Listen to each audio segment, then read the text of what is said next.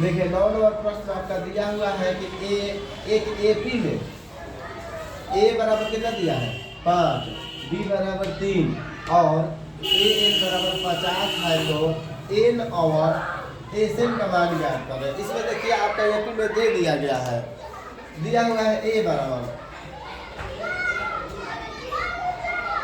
बराबर कितना दिया है 5, उसके बाद डी बराबर आपका दे दिया है 3, उसके बाद ए एन का मान दिया हुआ है कितना 50 दिया है, ए एन का मान 50 दिया है। तो हमें ध्यान में रखना है कि एन का मान पहले ज्ञात करना होगा। क्या पहले एन का मान ज्ञात करना होगा। तो ए एन बराबर क्या होता है ए प्लस एन माइनस 1 गुना डी होता है। ये फार्मूला होता है। हम ए एन का मान रखेंगे यहाँ पर। ए एन बराबर 50 दिया है, ए का मान कितना दिया है आपका 5 दिया है, प्लस एन का मान नहीं दिया है तो हम नहीं लिखेंगे। उसके बाद डी का मान कितना दिया है 3 दिया है तो 3 लिख दिए। इस 5 को इधर कर लीजिए तब 50 घटाओ कितना हो जाएगा प्लस में है तो इधर माइनस हो जाएगा।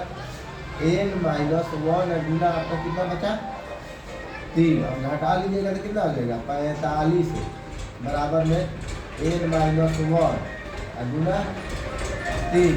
अब देखिए 3 से 45 15 बार में कट जाएगा, भाग लग जाएगा ना तो क्या हो जाएगा तो 15 बराबर एन माइनस 1। एक को इधर विदा कर दीजिए तो 15 प्लस माइनस है तो प्लस हो जाएगा 1 बराबर एन। तो एन बराबर क्या हो जाएगा आपका 16। देखिए एक आंसर यहाँ पर आपका आ गया। दूसरा आंसर ज्ञात करेंगे।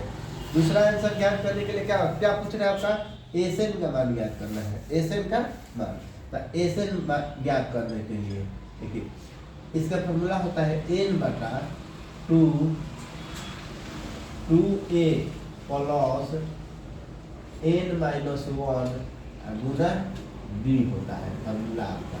ध्यान रखिएगा। आप इस फॉर्मूला को मान बैठा दीजिए। ए का मान दिया हुआ है, डी का मान दिया है, आपका एन का मान आ गया है तो हमें मान बैठाना होगा। एन का मान कितना आया है 16 बटा में 2। उसके बाद 2 गुने ए का मान कितना दिया है 5 दिया है 5 लिख देंगे प्लस उसके बाद देखिए यहाँ पर क्या दिया है एन का मान कितना दिया है आया है तो 16 घटाओ 1 और गुना में क्या दिया है डी का मान। डी का मान आपका यहाँ पर दिया हुआ है 3 और 3 रख देंगे 3 रख देंगे। अब बनाएंगे हम इसको ये कितना बार में कट जाएगा तो 8 बार में। ये 5 गुना 10 तो 8 उसके बाहर में हो जाएगा 5 गुने 10 आपका हो जाएगा प्लस ये देखिए घटाइए ये तो 15 गुना कितना हो जाएगा यहाँ पर आपका 3। इस तरह से बनाइए।